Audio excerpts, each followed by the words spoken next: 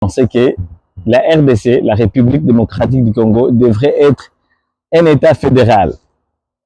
Alors, je vis qu'au niveau de Kinshasa, il y a eu beaucoup de polémiques et puis il y a les gens qui l'accusent que non, ils veulent que le Congo soit balkanisé. Ce qui est faux et archi faux. La balkanisation et le fédéralisme sont des choses totalement différentes.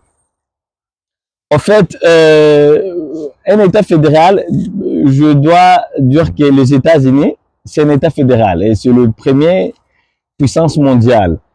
En Afrique, le Nigeria, c'est un État fédéral.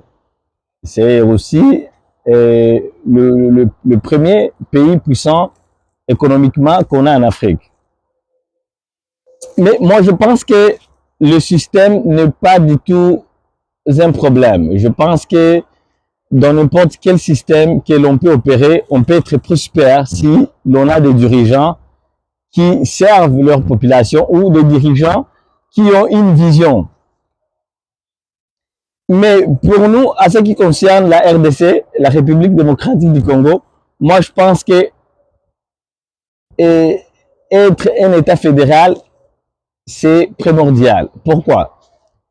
Parce que dans un État fédéral, les provinces ou les États ont une certaine autonomie en ce qui concerne la gestion de leur province.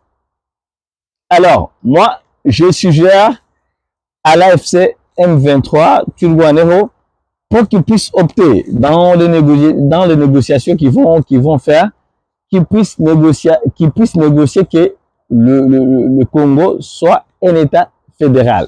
Pourquoi? Parce que ça fait des années que les provinces envoient de l'argent à Kinshasa et puis le gouvernement central jouit de cet argent-là en ne faisant rien. Donc, ils s'achètent des vestes chères, ils s'achètent des montres à 200 000 €, ils font des voyages tout le temps, comme les Kinois aiment les dire, des voyages pamba pamba, et les provinces restent dans une pauvreté extrême. Alors, pour nous, le Kivusien, moi je pense que le M23 AFC devrait négocier le fédéralisme pour qu'il puisse retenir, je dirais, à 90% les recettes provinciaux du Kivu pour que ces recettes puissent contribuer au développement de notre chère province.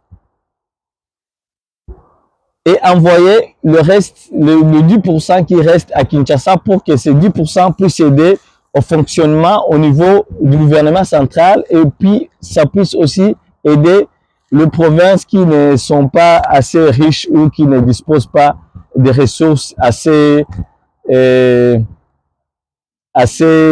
pour couvrir leurs besoins provinciaux. Une autre chose que j'aimerais insister est que le M23 et le Twirwaneho, en ce qui concerne le militaire, doivent rester dans le Kivu. Ils ont tenté maintes fois le mixage et le brassage, mais ça n'a pas fonctionné. M23 Twirwaneho doit rester au Kivu pour veiller à la sécurité du peuple Tutsi que nous sommes.